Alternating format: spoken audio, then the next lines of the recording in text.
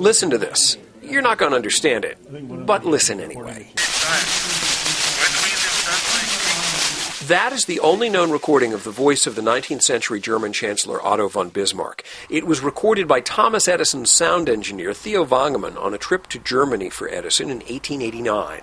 Scholars have long known of the recording, but the wax cylinder it was recorded onto was assumed to be lost.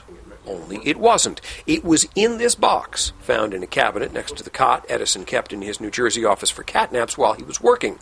When the office and laboratories were turned over to the federal government in 1957, they're now a National Historic Park, the box went into the archival vault, but it carried little evidence of what was inside. There was no other identification, no title list. The only written word identification with the cylinders was the name Wangemann scratched on the top of the box. The name Wangemann and also the name Edison.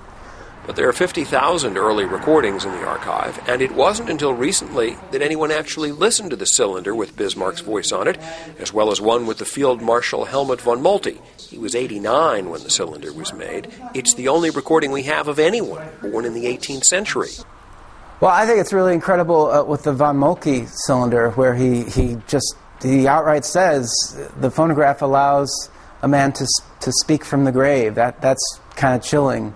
This is the actual phonograph Wangemann used to record Bismarck. It's owned by a private collector.